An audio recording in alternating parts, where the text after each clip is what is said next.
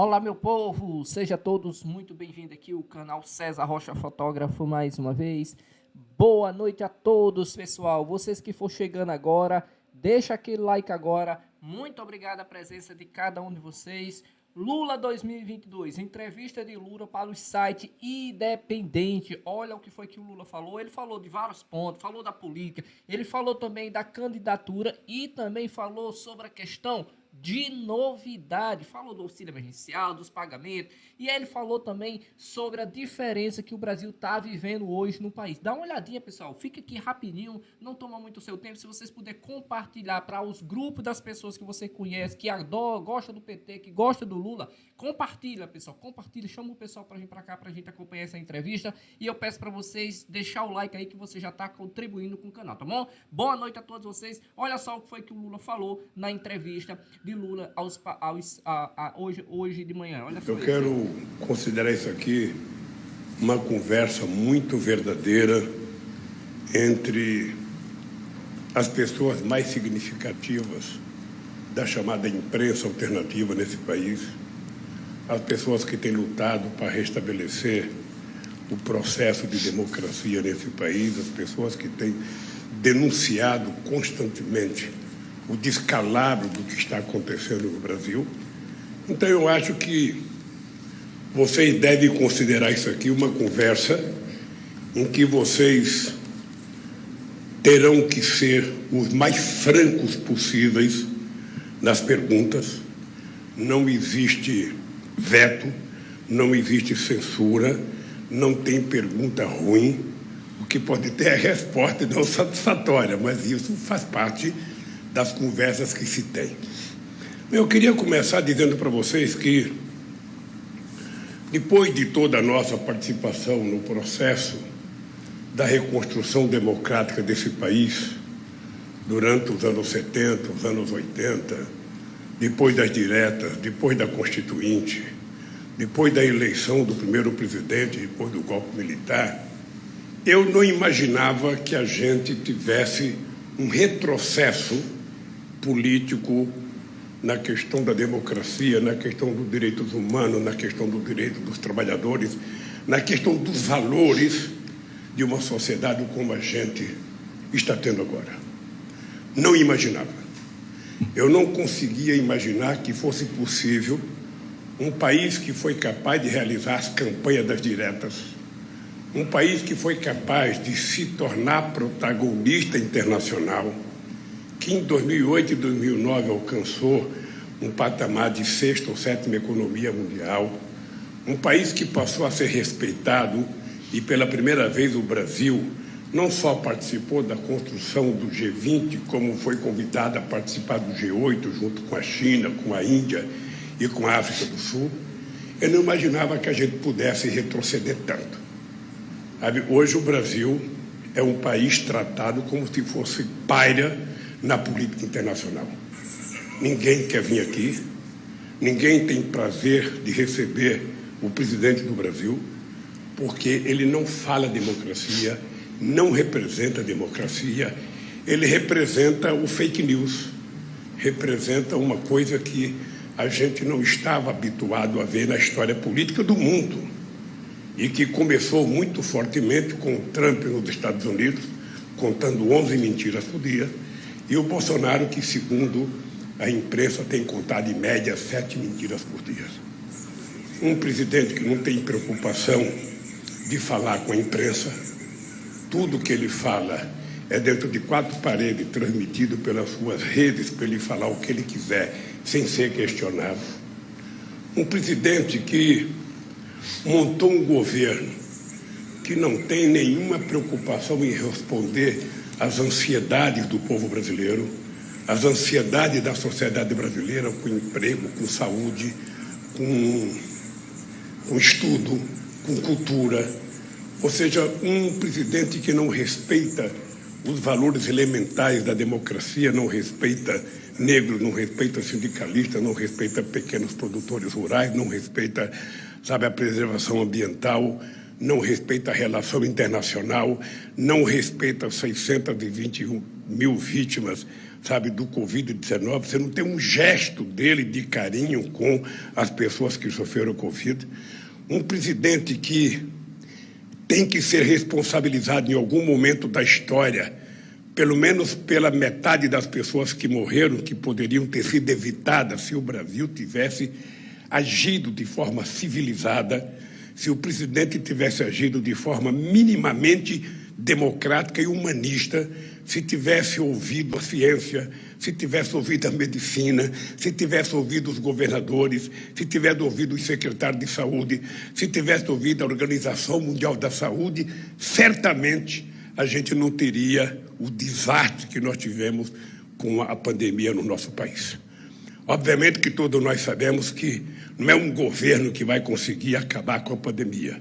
O papel do governo é organizar a sociedade com aquilo que ela tem de especialidade, com aquilo que ela tem de acúmulo de conhecimento científico, para que ela possa minimizar o sofrimento causado por uma pandemia que é mundial. E ele fez questão de destratar tudo aquilo que era possível ser feito, inclusive na escolha dos seus ministros da saúde. Eu nunca vi gente para tratar a doença, para tratar do sofrimento dos outros, para tratar inclusive com crianças. Eu nunca vi gente com tanto descalabro, com tanta falta de humanismo, com tanta falta de afeto, como a gente viu nesses últimos dias. Ou seja, você falar de fazer uma consulta para saber se vai dar vacina nas crianças é uma coisa tão absurda num país que é um país que se tornou respeitado no mundo pela cultura de vacinação que nós aplicamos nesse país, abolindo várias doenças que agora começam a voltar. Então, ou seja, esse é um momento muito delicado, além do desemprego, além da queda do salário, sabe? Além do ferimento, do desrespeito às instituições, e depois uma coisa grave, um presidente que foi eleito dizendo que era preciso abolir a velha política. Eu não conheço na história da República Brasileira, desde Marechal Deodoro da Fonseca, um presidente tão submisso ao Congresso Nacional como está o Bolsonaro hoje. Mas não é submisso a um Congresso Nacional democrático, a um Congresso Nacional que pensa o Brasil desenvolvido, que pensa um Brasil estudado, que pensa um Brasil evoluído. Não. É submisso àquilo que tem de mais atrasado na política brasileira, a ponto de subordinar o orçamento que deve ser dirigido pelo governo federal a um senador eleito por um partido político da base do governo. Ou seja, isso nunca tinha acontecido no Brasil. Eu poderia pegar o Nassif aqui como o mais experiente de todos nós aqui na cobertura da política para dizer que eu nunca tinha visto, no regime presidencialista, deputados e senadores ter mais influência nas decisões dos investimentos do Estado, sabe, do que o governo federal. Então, esse é um descalabro. É um país que está sem governo, é um país que não tem orientação para absolutamente nada, não cuidou do Enem, não cuidou do SISU, não cuidou do ProUni, não cuidou do REUNI, não cuidou do FIES, sabe? Não cuidou do crescimento econômico, não cuidou da indústria, não cuidou do comércio, não cuidou das exportações. Ou seja, você não sabe para que existe governo. É o primeiro momento na história desse país que você não sabe para que existe o governo. Ele não discute nenhum assunto relevante à sociedade brasileira, a não ser discutir os processos de tentar evitar julgamento e investigação da sua própria família, a tentar evitar, sabe, o julgamento do resultado da CPI, que é muito grave o que aconteceu nesse país. Ou seja, então, diante dessa situação, que eu estou aqui me colocando à disposição de vocês, eu tenho dito, embora muitos de vocês não acreditem, que eu ainda não estou candidato a presidente, porque eu vou ter que esperar um tempo para tomar essa decisão. Mas, veja, não existe possibilidade de nós não fazermos o sacrifício que for necessário fazer e o esforço que for necessário fazer para a gente recuperar a democracia do Brasil. É preciso que a gente recupere a democracia para que a gente possa colocar a desigualdade na ordem do dia como prioridade de um governo e não colocar como prioridade o teto de gasto. Para a gente colocar uma discussão do compromisso com a evolução social da sociedade brasileira e deixar no segundo plano o compromisso fiscalista do governo, que tudo faz para garantir dinheiro para pagar ao sistema financeiro e não faz nada para garantir o pagamento da dívida social, que é histórica no nosso país. Ou seja, então é preciso juntar nesse país as pessoas que querem conversar sobre o Brasil.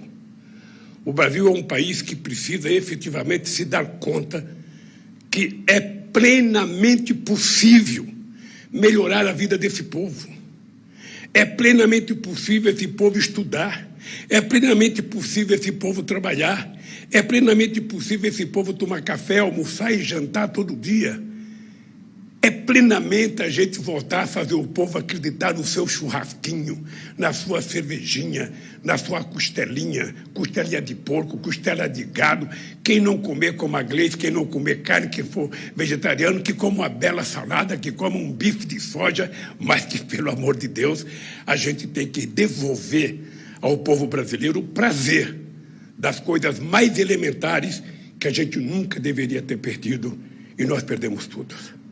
Então, eu acho que o sistema financeiro vai ter que aprender, quando sentar para conversar com o presidente, não ficar discutindo apenas os seus interesses. Nós precisamos discutir quem é que está preocupado com os milhões de brasileiros que estão dormindo na rua de forma vergonhosa, coisa que nós tínhamos abolido, sabe, no nosso governo. A gente vai ter que discutir por que a massa salarial tem caído tanto nesse país, diminuindo o poder aquisitivo, e por que 74% das famílias estão endividadas. Essas coisas é importante que a gente comece a fazer perguntas para aqueles que sempre fizeram perguntas para a gente. Porque eu já fui candidato muitas vezes, já perdi muitas eleições e já ganhei algumas. E toda vez que a gente vai num debate, as pessoas se inscrevem para fazer pergunta. E a dívida fiscal? E a dívida pública interna? E a dívida pública externa? E a taxa de juros? Ou seja, ninguém pergunta como é que está vivendo o povo brasileiro. Ninguém pergunta como é que está vivendo o desempregado. Ninguém pergunta como é que está vivendo os milhões e milhões de brasileiros que precisam ter o direito de morar, que está assegurado na Constituição. Então, eu quero dizer para vocês que o dia que eu tomar a decisão, só tem sentido eu tomar a decisão, e eu tenho falado para Gleice Hoffmann, se eu tiver um compromisso de fé. Um compromisso de fé.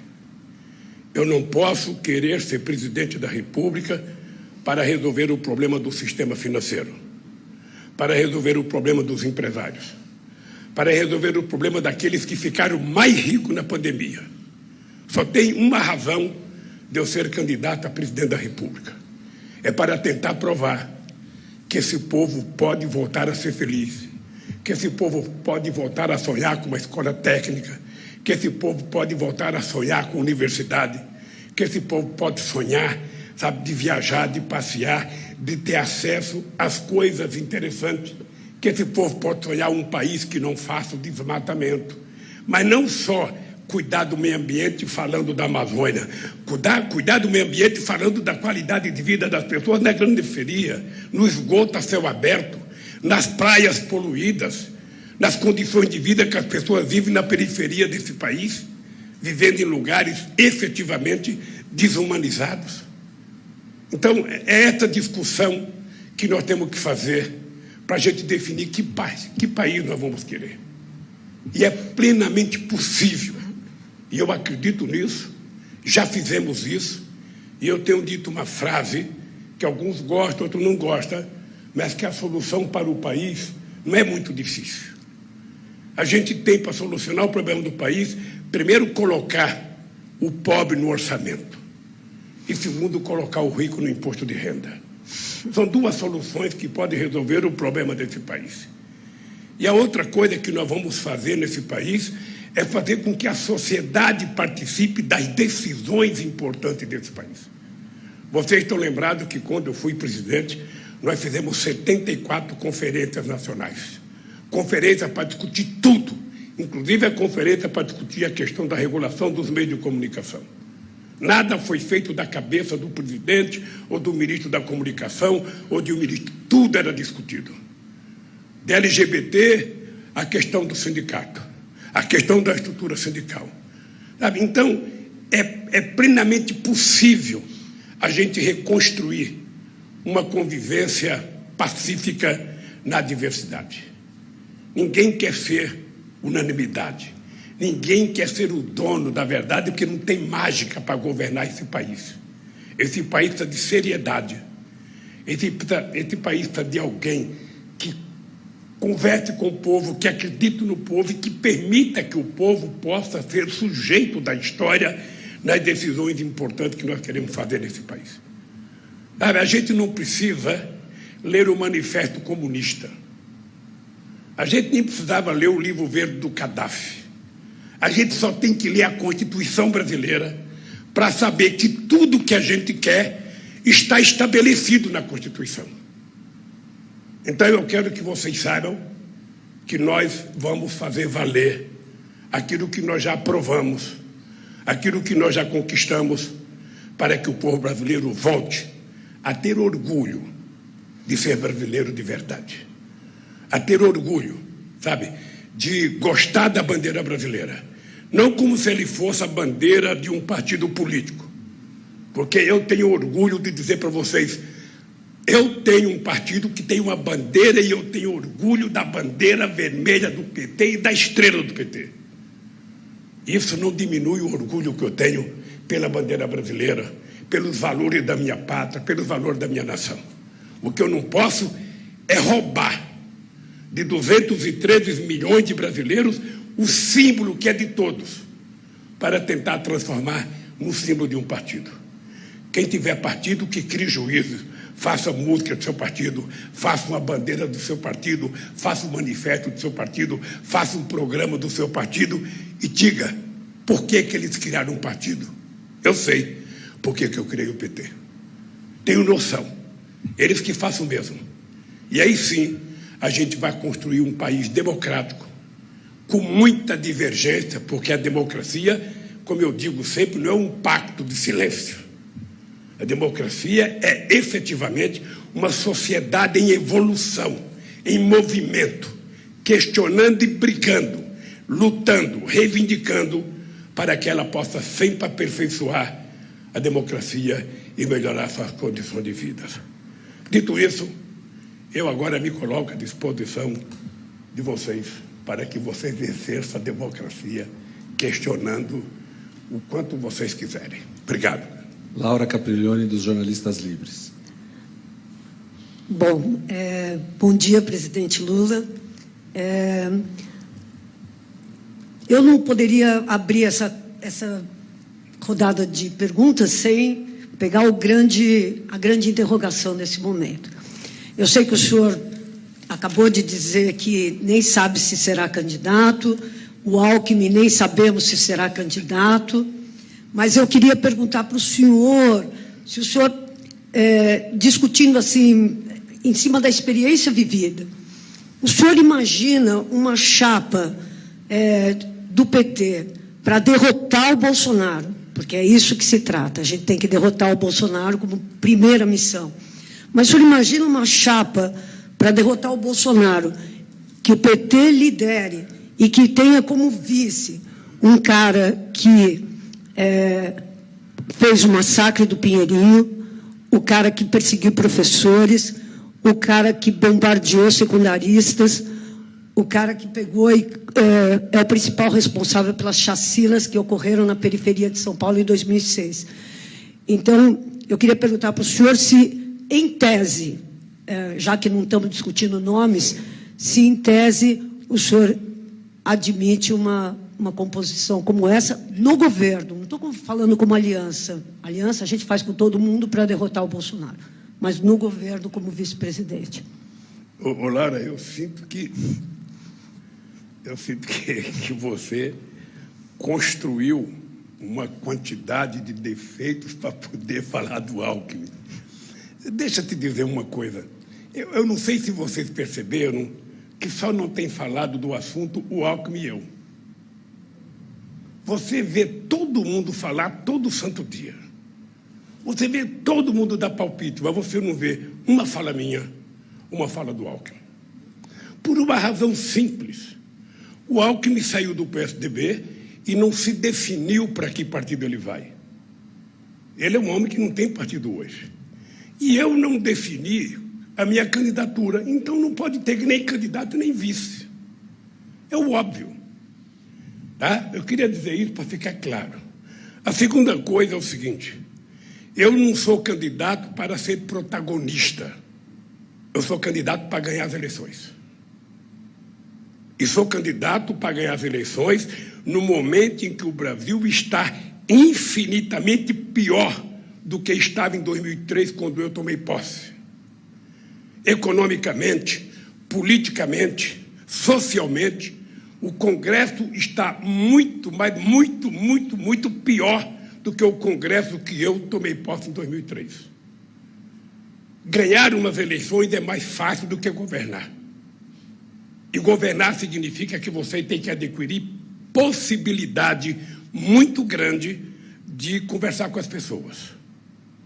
Por isso é que nós precisamos fazer alianças. Por isso é que nós precisamos construir parceria. Tá? Eu tive com o governador Alckmin durante 4 anos na presidência que eu fui, porque no outro período foi o Serra, e a minha relação com o Alckmin, ela foi eu não tenho nenhuma divergência da minha relação com o presidente, com o Alckmin e nem com o Serra. Tive uma conversa com os dois extraordinária, sabe, na relação entre os entes federados. Nós temos divergência? Temos. Por isso pertencemos a partidos diferentes. Temos visão de mundo diferente? Temos. Mas isso não impede que, se for necessário, que você construa a possibilidade das divergências serem colocadas num canto e você colocar as convergências no outro canto para você poder governar. Eu não terei nenhum problema se tiver que fazer uma chapa com o Alckmin para ganhar as eleições e para governar esse país. Só não posso dizer para você que vou fazer, porque o Alckmin tem que definir para que partido ele vai. Nós vamos ter que saber se o partido que ele vai está disposto a fazer aliança com o PT, porque nem as nossas alianças mais certas estão fechadas. Quem lê a imprensa vê todo dia, sabe, parece que está tudo certo, PT e PSDB, daqui a pouco parece que está tudo, sabe, destruído, sabe, daqui a pouco você vê com o PSOL a mesma coisa, daqui a pouco você vê, sabe, com o PSD do Kassab. Então nós precisamos ter tranquilidade, porque o tempo vai se encarregar e o tempo está chegando. Nós temos que definir a questão das federações, nós temos que definir a questão das alianças políticas. E aí, quando a gente fizer aliança, o partido pode reivindicar vice, pode reivindicar outro cargo.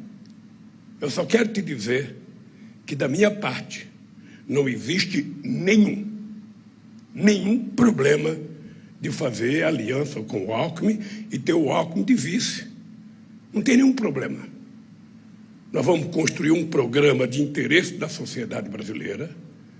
Todo mundo sabe o que eu quero, sabe, para esse país. Não abro mão de que a prioridade é o povo brasileiro, a prioridade é o povo trabalhador, a prioridade é a classe média baixa, a prioridade é o povo que está desempregado, aquele chamado descamisado que o Collor falava em 1989. Essa gente é que tem que ser nossa prioridade. E eu espero que o Alckmin esteja junto, sendo vice, não sendo vice, sabe, porque me parece que ele se definiu de fazer oposição definitiva, não apenas ao Bolsonaro, mas também ao dorismo aqui em São Paulo. É importante lembrar que o PSDB do Dória não é o PSDB social-democrata do Mário Covas, do Fernando Henrique Cardoso, do Zé Serra, criado no período da Constituinte, no tempo do Franco Montoro. Então, querida Laura, fique tranquila que na hora que tiver que acontecer, eu terei imenso prazer de marcar uma outra coletiva. Se for o Alckmin, trazer o Alckmin aqui, como eu levava o Zé Alencar junto comigo para mostrar, está aqui a parceria para ganhar as eleições. É preciso ele querer, é preciso saber que partido que ele vai entrar e é preciso saber a definição do meu partido, que vai querer também que eu seja candidato, porque tudo pode acontecer no PT. Luiz Nassif, Jornal GGN. O presidente, tem um teste que a gente faz até com automóveis, mas vale para Supremo, vale para a Procuradoria, que é a instituição em situação normal de voo e sob estresse. Nós já tivemos a experiência do que foi o Supremo sob estresse, a Procuradoria-Geral da República sob estresse. Quando a gente fala no vice-presidente, com todas, o Alckmin tem um conjunto de virtudes, é um sujeito leal, é um sujeito de boa índole, mas vamos supor o estresse.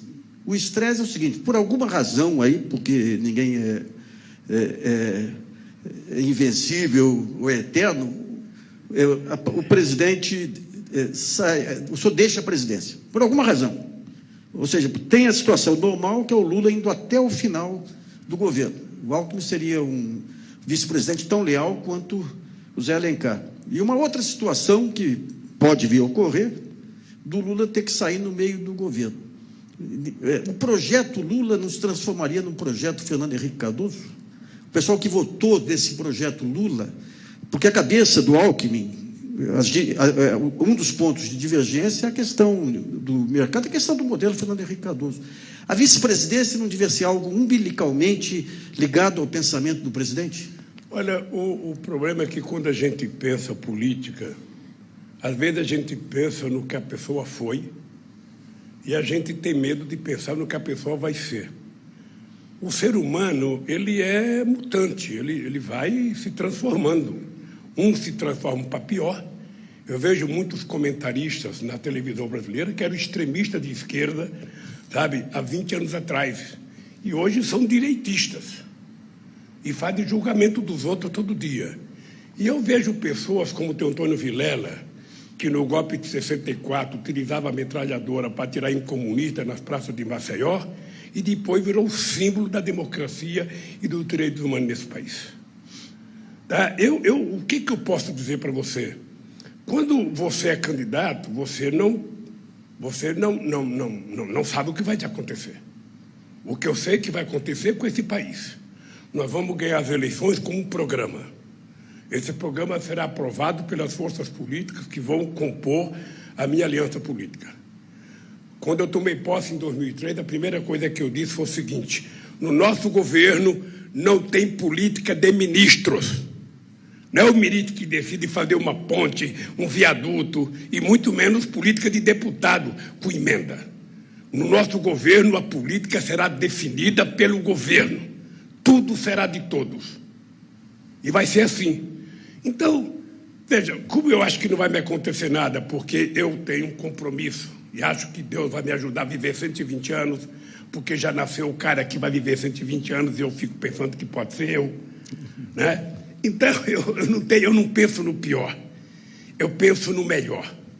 Eu penso que eu vou ser eleito presidente se eu for candidato, penso que nós vamos governar esse país e penso que nós vamos recuperar a alma desse país para o povo brasileiro, o orgulho de ser brasileiro.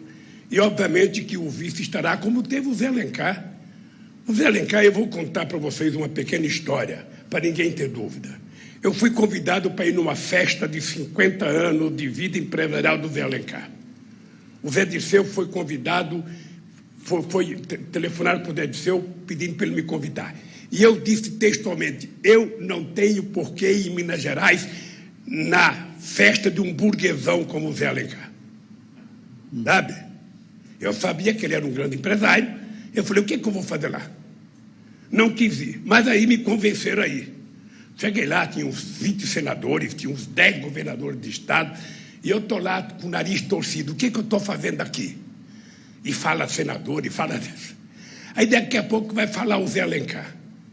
E o Zé Alencar começa a contar a vida dele. Quando ele terminou de falar, eu falei para o Zé, disse, eu encontrei o meu vice. Eu não conheci o Zé Alencar.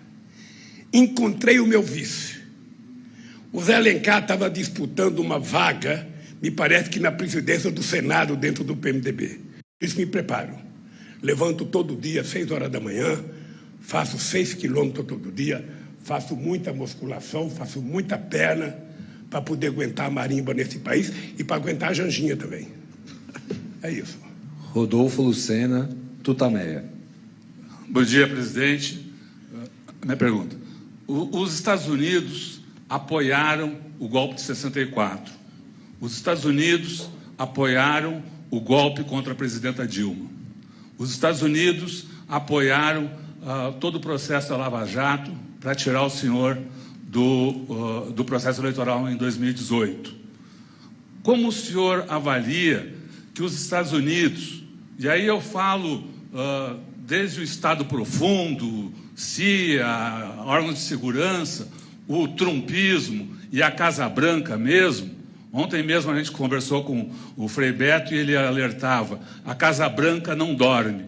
Então, eu queria saber como o senhor avalia que os Estados Unidos vão se comportar frente a um processo eleitoral em que, a julgar por hoje, as chances são de que saia do Planalto o presidente que for mais submisso, mais subserviente aos Estados Unidos na história do Brasil, e entre um presidente que, como disse o seu biógrafo Fernando Moraes, saiu da prisão muito mais anti-imperialista.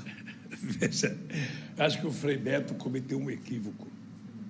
Tá? Se ele estiver assistindo, eu queria alertar, Beto, que a Casa Branca dorme.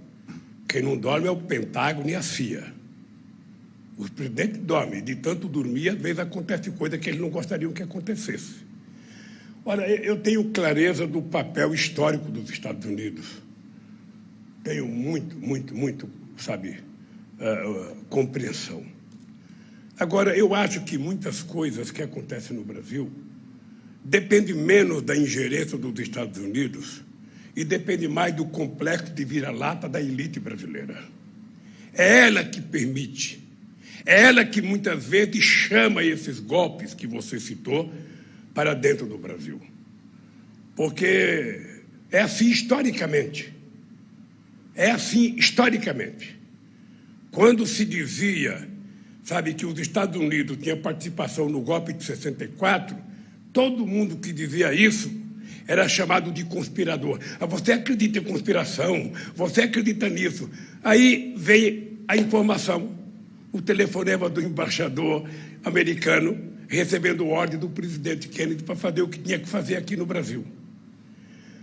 Então, nós temos fita, nós temos vídeo de procurador americano festejando a minha prisão. Nós temos dados e informações do procurador da Suíça, sabe, fazendo toda a canalice que fez. Eu lembro que eu fui conversar com o embaixador da Suíça e eu falei para ele, sabe, vocês sabem que vocês estiveram envolvidos no meu processo. Ele falou, não, mas ele já foi afastado. Mas significa que tiveram. Deixa eu te dizer uma coisa, Rodolfo. Eu aprendi desde muito pequeno que quando a gente não se respeita, ninguém respeita a gente. Eu tive uma relação muito séria com o presidente Bush. Você já sabe dessa história. Dia 10 de dezembro de 2002, eu já eleito presidente da República, fui aos Estados Unidos conversar com o Bush. Primeiro eu fui à Argentina, depois eu fui ao Chile, que eu queria mostrar o meu compromisso com a integração sul-americana. E quando eu cheguei lá, o Bush passou 40 minutos me convidando para a guerra do Iraque. Inclusive dizendo que se o Brasil participasse da guerra, o Brasil poderia participar da reconstrução do Iraque. É engraçado, né? Você faz uma guerra para destruir, já pensando que as tuas empreiteiras vão reconstruir o país. E eu disse para o Bush a coisa mais simples do mundo. não conheço Saddam Hussein, o Iraque fica a quase 14 mil quilômetros do meu país, ele nunca me fez nada, o meu inimigo é a fome, não é o Saddam Hussein. E eu vou, então, fazer uma guerra contra a fome no meu país. Acabou. E nunca perdi relação de amizade com Bush. E ele tratou o Brasil muito dignamente. Tratou tão dignamente que nós fomos visitar uma refinaria e chegamos num posto de gasolina. Ele estava com o cap da BR na cabeça e apareceu um carro da GM para ele tirar foto perto. Ele falou, não posso tirar foto perto de produtos, sabe? E ele estava com o chapéu da BR. Eu nem avisei para ele tirar o chapéu da BR, porque era importante ele fazer propaganda da nossa BR. Depois eu tive uma boa relação com o Obama. Eu acho que o Obama, ele não foi, sabe, tão cortês com o Brasil como foi o Bush na relação comigo. A invasão da Líbia foi decidida, ele estava no Brasil, quando ele recebeu o telefonema para falar com o Sarkozy e com o primeiro-ministro da Inglaterra. Aquela espionagem que ele fez no Brasil, ele teve a sensatez de pedir desculpa para Angela Merkel, mas não pediu desculpa para Dilma. Sabe? Então, como é que eu vou tratar os Estados Unidos? Primeiro, eu trato os Estados Unidos com o respeito que eu acho que eles merecem. Agora, eu quero que eles me tratem com o respeito que o Brasil merece. Eles têm que compreender que o Brasil é o país mais importante da América Latina, é o país maior do ponto de vista da população, é o país maior economicamente, e o Brasil tem interesse em crescer junto com todos os países da América Latina e da América do Sul. E o Brasil pode ser um grande protagonista da América do Sul. O Brasil pode ser um parceiro, porque o Brasil não pode querer crescer sozinho. Nós temos que crescer levando junto conosco os nossos parceiros. A Argentina, o Chile, o Uruguai, Paraguai, o Peru, o Equador, Bolívia, sabe? A Colômbia, sabe? Os países do Caribe, ou seja, o Brasil tem potencial para isso. O que os Estados Unidos precisam aprender é que o Brasil não é serviçal deles. O Brasil é um país soberano que define a sua política externa. E da mesma forma que o Brasil respeita a política externa dos Estados Unidos, nós queremos que ele respeite a política externa do Brasil. É só isso. É só isso. Nós não somos quintal de ninguém. Isso vale para os Estados Unidos, vale para a China, vale para a Rússia, vale para a Índia e vale para a Guiné-Bissau. Sabe? Respeito é bom. A gente gosta de dar e a gente gosta de receber. É isso que eu posso falar para os Estados Unidos. A gente não vai aceitar, como não aceitei, sabe, interferência naquilo. Os Estados Unidos não queriam que eu fosse ao Irã. O Obama não queria que eu fosse ao Irã. A Hillary Clinton ligou para o emir do Catar, para que o emir me convencesse a não ir para o Irã. O Obama ligou para o Medvedev. Eu estava em Moscou. Quando o Medvedev me falou, olha, o Obama ligou pedindo para mim interferir para que você não vá. Eu falei, eu vou. Ele não quer que eu vá porque ele não acredita que a gente vai conseguir o acordo, e eu acredito. Nós fomos lá, depois de 2 dias, conseguimos o acordo melhor do que o que eles fizeram depois de nós. Bem melhor. Mas a imprensa brasileira, com um complexo de vira-lata, sabe, não queria que o Brasil fizesse o acordo, porque também para os vira-lata desse país, o Brasil não tem que se meter. O Brasil não tem tamanho. Eu lembro que eu fui conversar com um embaixador importante do Brasil, e eu fui reclamar porque tiraram o Bustani. O Bustani era embaixador do Brasil e era o diretor da agência que cuidava de armas químicas. E o Bustani dizia que não tinha armas químicas no Iraque. O Clinton pediu para o Fernando Henrique Cardoso tirar o Bustani. E o Fernando Henrique Cardoso tirou o Bustani.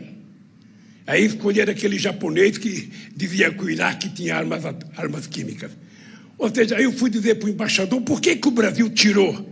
Ele falou, porque o Brasil não põe dinheiro, só quem põe dinheiro é os americanos, então eles têm que mandar mesmo. Com essa visão a gente não vai a lugar nenhum.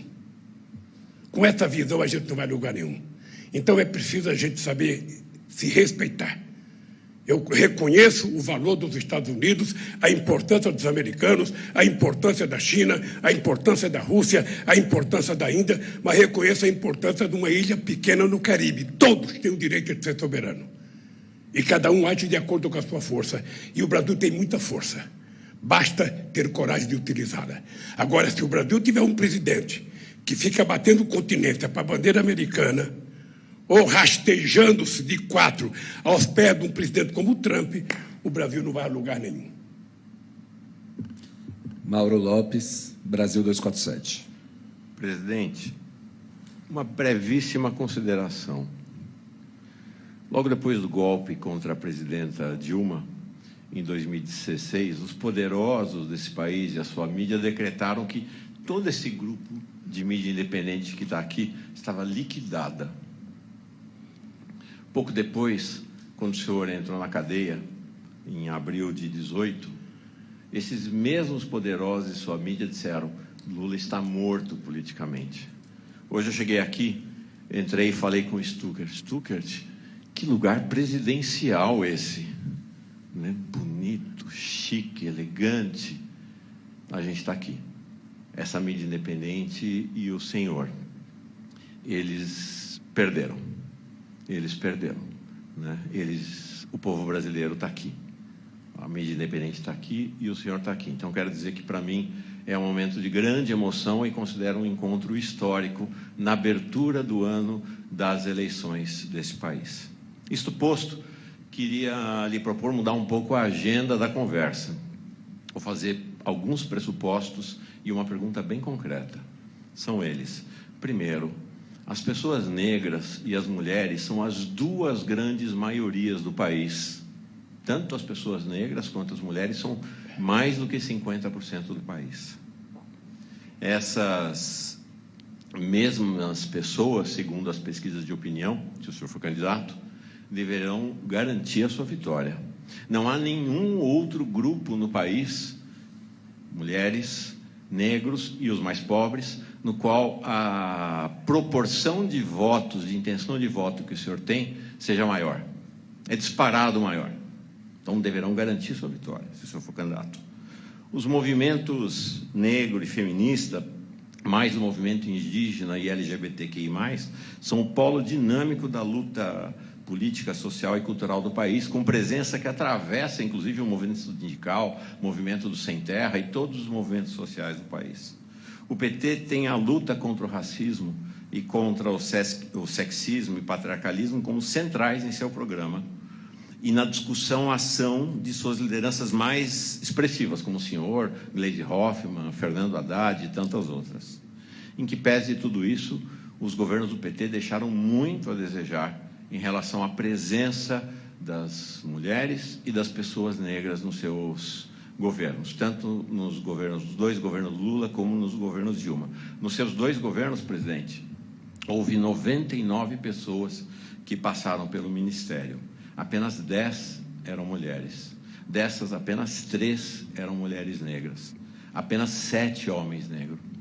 82 eram homens brancos, 81% dos seus ministros e ministras. As pessoas negras e as mulheres foram objeto efetivo dos programas de seu governo, mas foram pouco protagonistas na liderança do processo. Nesse momento, nós temos uma enxurrada de mulheres e homens negros que foram formados pelas políticas de cota dos governos do PT, mestres e doutores. E a gente tem, ao mesmo tempo, uma tendência na esquerda mais contemporânea, que acontece, por exemplo, na Alemanha. Olaf Scholz, o senhor deverá ter como parceiro na arena internacional, assumiu o governo alemão com a promessa e cumpriu a promessa de paridade de gênero. Lá são 8 ministros homens, 8 ministros mulheres. Boric, aqui no Chile, já se comprometeu a um governo paritário com mulheres. Na Bolívia, as mulheres ocupam 56% do Senado. O México aprovou uma lei que garante paridade de gênero em todas as esferas de poder, executivo, legislativo e judiciário. O senhor está pronto a se alinhar com essa tendência e assumir um governo, se o senhor for candidato e vencer as eleições, com um compromisso de paridade de gênero e raça Minha pergunta é, não estou perguntando uma adesão à ideia, é uma pergunta concreta. O senhor terá paridade total de gênero e raça no seu governo, ou pode assumir conosco aqui um compromisso, pelo menos, de percentuais mínimos de presença de pessoas negras e mulheres no seu ministério? Mauro, primeiro, obrigado pela pergunta. Eu acho que essa é uma das razões que eu dizia em 2018 que gostaria de votar à presidência da República, porque era preciso a gente fazer coisas que a gente não tinha feito. Tá? Veja, eu acho que quando eu ganhei as eleições em 2003, é preciso que a gente veja o momento histórico para a gente não menosprezar as coisas grandes que foram feitas. Não pense que foi fácil criar o Ministério da Igualdade Racial. Não é uma coisa simples num país que foi o último a abolir a escravidão, o último a fazer a independência, o último a garantir o direito de voto das mulheres, o último a ter uma universidade. Ou seja, nós somos um país que tem um acúmulo de retrocesso e de atraso nos avanços sociais e nós pagamos um preço por isso. Graças a Deus, eu faço parte de um partido político que tudo no partido político é paritário hoje. Tudo no PT. Tudo. Sabe? É importante você lembrar que há avanços importantes hoje, inclusive a candidatura de mulheres hoje, sabe, ela é paritária, a candidatura de mulher tem, inclusive, aporte de verbas, sabe, necessária para a gente alavancar o atraso a que a gente foi submetido. Eu acho que nós caminhamos para ver, sabe, em algum momento da história desse país, uma maioria de mulheres mandando. Porque quando você fala que só teve isso de negros e de mulher, você esquece de falar que foi no nosso governo que, pela primeira vez, uma mulher virou presidenta da República desse país, e não uma mulher qualquer. Uma mulher que, aos 20 anos de idade, tinha sido presa, condenada, torturada, sabe, e dada como morta para a política. E ela virou presidente da República. Então, isso foi um gesto revolucionário muito grande. E também no governo da Dilma não teve a quantidade de mulheres que a gente poderia ter. Tá? O que eu posso te dizer? Eu não posso, numa entrevista coletiva, falar cota ou falar números.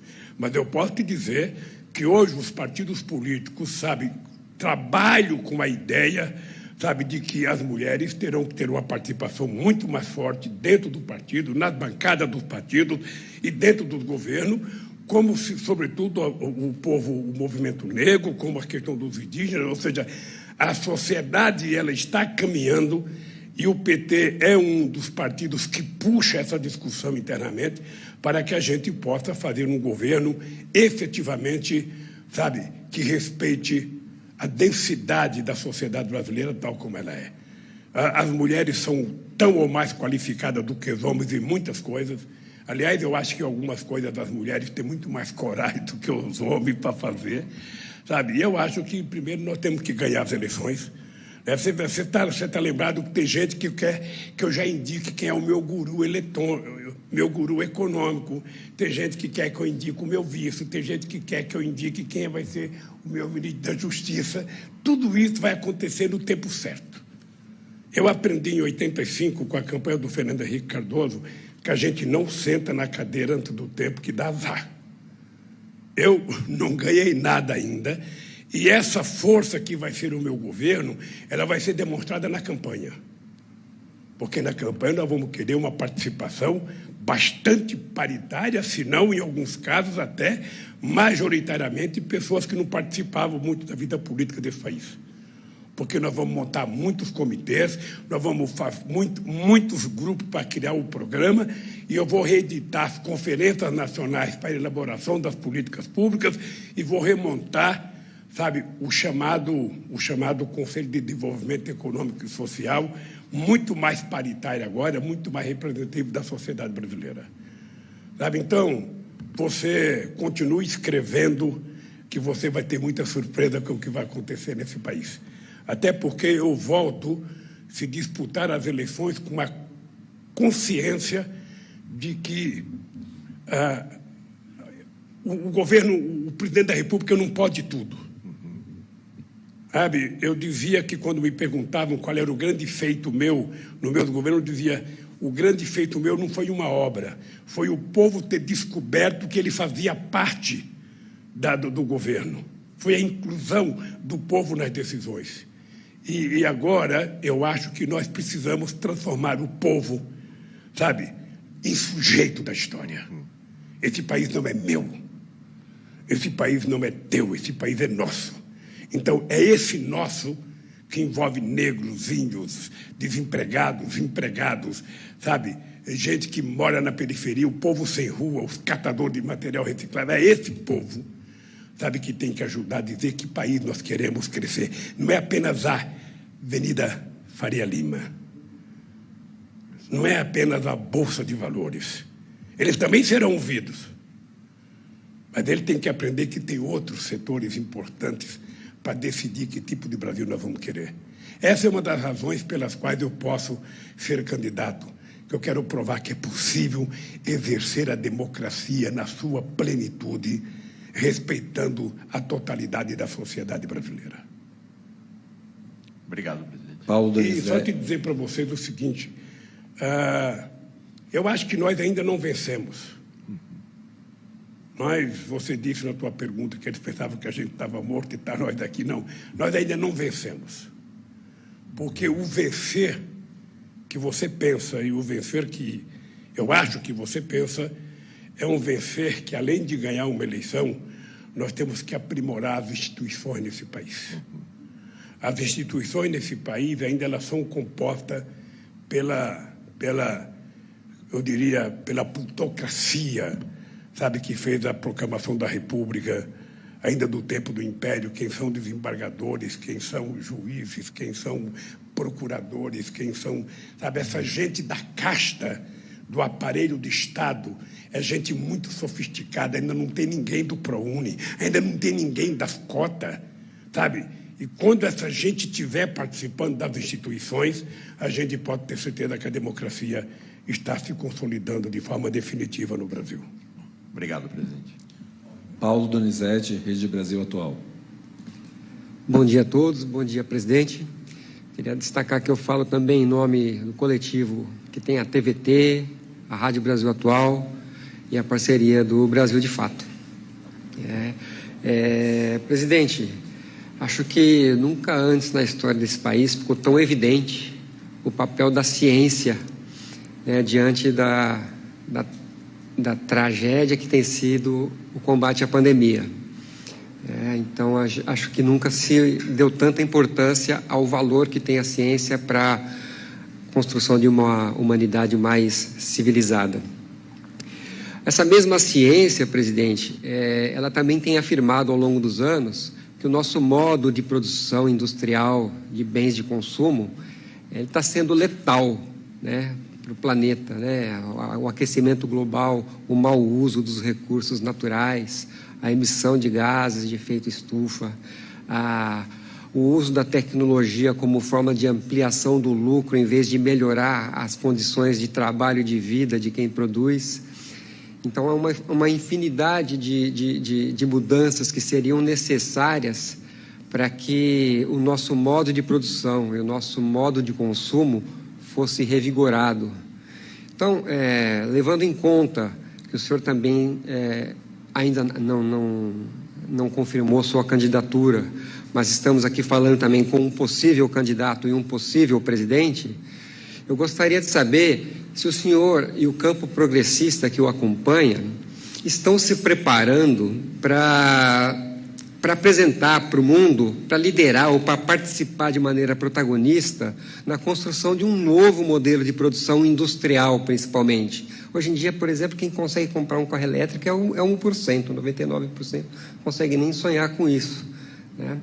Então, eu pergunto, até porque, em termos de política industrial, e todos os economistas desenvolvimentistas falam que é preciso uma política industrial nacional forte para o país se desenvolver, já que vamos começar do zero, já que ela está destruída, há muitos anos ela vem sendo destruída, né, em parte também por esse sistema de financiarização da economia, eu gostaria de saber se o senhor está preocupado, né, em se preparar, em preparar o país para, já que vai reconstruir a partir de um novo modelo mais humano e mais sustentável.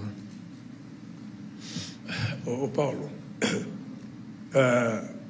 Eu tenho a seguinte consciência. O Brasil precisa pensar em recuperar a sua capacidade industrial. A indústria já representou no Brasil 30% do PIB, e hoje a indústria representa de 10% a 11% do PIB, ou seja, significa que a nossa indústria desapareceu. E ela desapareceu porque as pessoas quiseram que ela desaparecesse. Ou seja, tanto as multinacionais começaram afundando as nossas empresas de autopeças, quanto os nossos grandes empresários.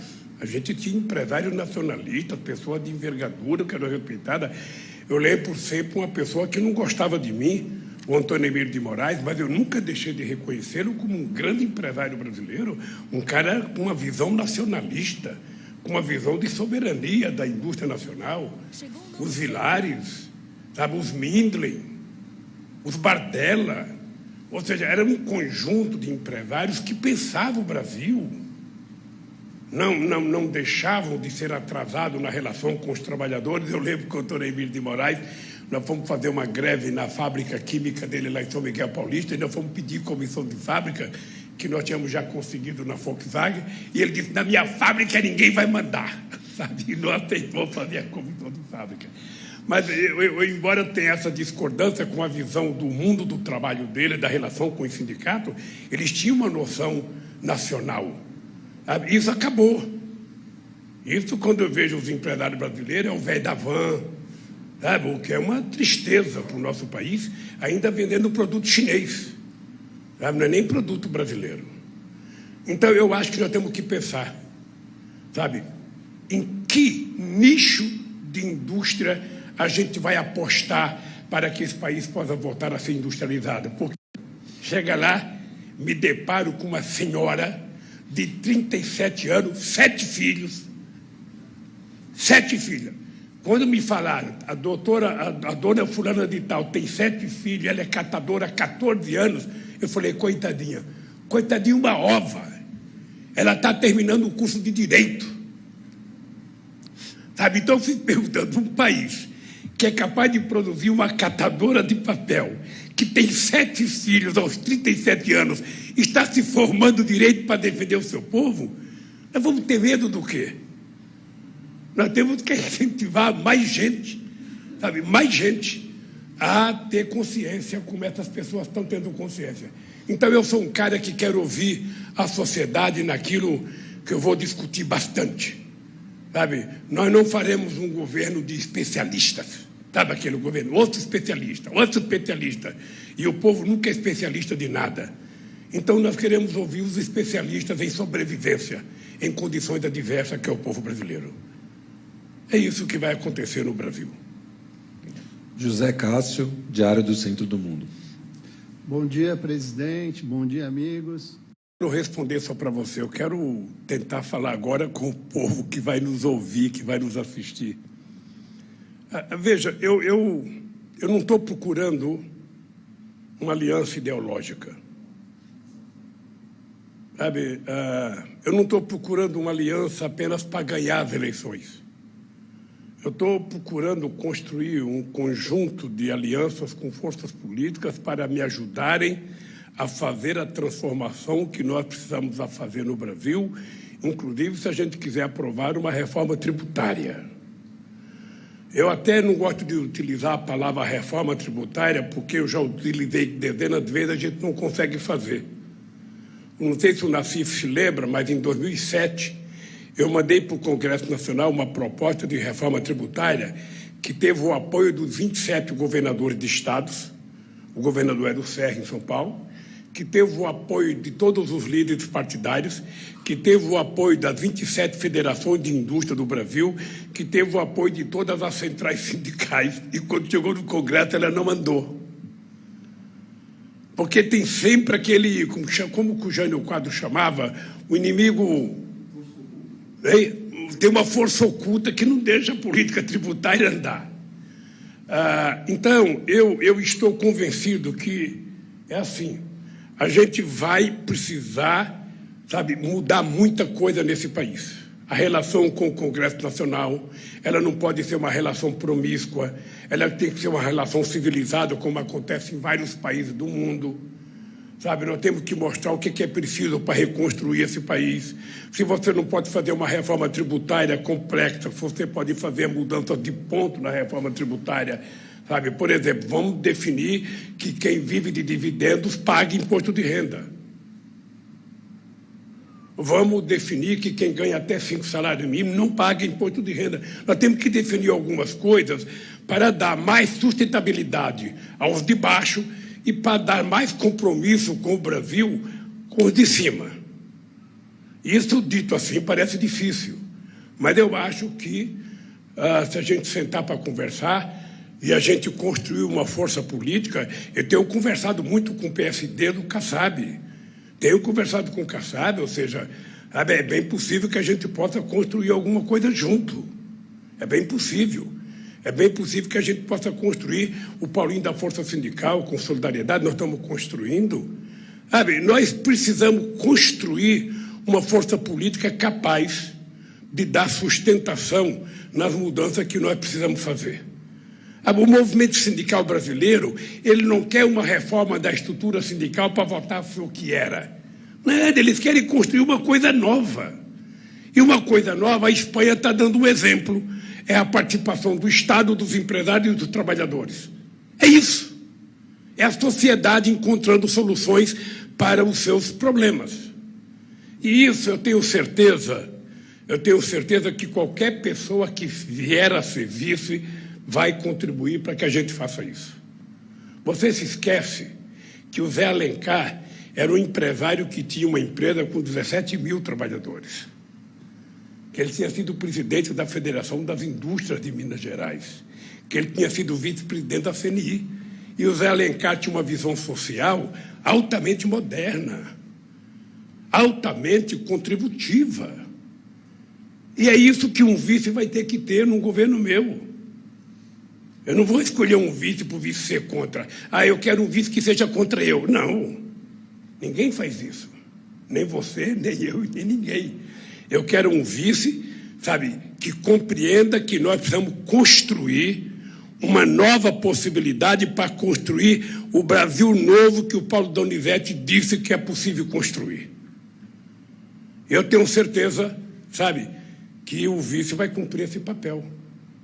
Então, eu sinceramente, eu acho que nós temos que ter algumas preocupações antes, ou seja, as pessoas que são contra, que falam contra, eu só digo para elas o seguinte: falem enquanto a gente tem o direito de falar, porque já teve um momento nesse país que a gente não podia falar. Então, como eu acho que a democracia é uma sociedade em movimento, em busca de novas conquistas, aproveite e fale enquanto eu sou o candidato a presidente, que vou dar o direito de vocês falarem, de ajudar a escolher, de criticarem e depois ajudarem a governar. Eu vejo o mundo mais colorido. Sabe? Bem mais colorido. Eu não vejo. Dificuldade eu tinha era em 2003. Você não tem noção do que era 2003. 2003, em dezembro, eu não tinha presidente do Banco Central ainda. Não tinha nem noção de quem ia ser, sabe? E em 2010, em 2003, 2002, eu não sabia como escolher os comandantes das Forças Armadas. Eu não conhecia ninguém, não conhecia nem sargento, nem cabo, nem tenente, ou seja, como é que eu vou escolher os 3 comandantes? Eu não tinha a menor noção. Mas escolhi, e deu certo. Agora não, agora eu estou mais sabido. Agora eu já sei como é que funcionam as coisas, agora já conheço muita gente, já, sabe? As pessoas colocam um obstáculo no tal do Banco Central independente. Esse Banco Central tem que ter compromisso com o Brasil, não é comigo. Ele vai ter meta de inflação, vamos colocar meta de emprego, meta de crescimento econômico também. Vamos comprometer com alguma coisa positiva. E quem é que tem que chamar o cara para conversar? Sou eu. Pode ficar certo, eu não conheço. Mas na hora que eu ganhar, vem cá, vamos conversar um pouquinho aqui, ó. Meu. Vamos discutir o Brasil. Numa boa, Eu vejo contrariedade, mas não vejo obstáculos. As pessoas vão perceber. O que vocês precisariam perguntar de vez em quando é o seguinte: qual é o medo que as pessoas têm do PT? Essa é uma pergunta que eu acho que vocês poderiam ajudar o Brasil fazendo para as pessoas que têm medo do PT. O PT vai ter problema fiscal? Então vamos retratar um pouco a história. 2003, inflação 12%, desemprego 12%, 30 bilhões de dívida externa. O Malan, coitado, todo ano viajava para o Washington para ver se conseguia um acordozinho para pegar dinheiro para fechar o caixa. O Brasil não tinha dinheiro para pagar as suas importações. O Brasil está quebrado, era o que os economistas falavam para mim. O Brasil está quebrado, o Lula não vai poder governar, coitado do Lula. E eu falava: porra, vocês são meus amigos, querem que eu governe e falar que está quebrado? Então é melhor dizer para mim não ser candidato. O que aconteceu nesse país? O que aconteceu nesse país? Que estava quebrado. O que aconteceu nesse país é que nós fomos o único país do G20 que fizemos superávit primário durante todos os nossos mandatos. O que aconteceu nesse país é que nós pagamos a dívida do FMI, emprestamos 15 bilhões para o FMI, fizemos uma reserva de 370 bilhões de dólares. O que aconteceu nesse país é que a gente tinha uma dívida pública interna de 60%, caiu para 35%. É isso que aconteceu nesse país. Os banqueiros ganharam dinheiro, os empresários ganharam dinheiro, os trabalhadores também ganharam dinheiro. Geramos 22 milhões de empregos.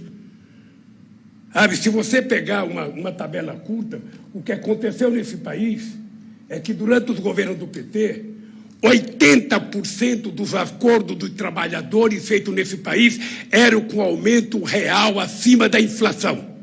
80%. Veja quantos trabalhadores tiveram aumento real acima da inflação agora. Vou dar um dado aqui. Em 2021, apenas 15,8% dos reajustes ficaram acima do INPC. 36% tiveram valores iguais e 48% foram abaixo. Por isso é que a massa salarial está caindo. Porque esses ignorantes acham que a sociedade vai ficar evoluída se o povo estiver passando fome, se o povo estiver desempregado, se o povo ganhar pouco. É essa sociedade que eles querem. Poucos para muitos, sabe? E muito para poucos. Essa sociedade não dá certo. Essa sociedade não dá certo. Então, é por isso que as pessoas precisam aprender uma lição de vida. Esse país só será soberano, democrático e respeitado quando todo mundo tiver acesso, sabe, aos bens que ele ajuda a produzir. Quando todo mundo puder estudar, puder comer, ter acesso à cultura. Aliás, eles têm tanto medo de cultura, acabaram com o ministério. Pois eu vou fazer uma conferência de cultura e vou criar um comitê de cultura. Não vai ser mais só um ministro de cultura, não. É um comitê de cultura.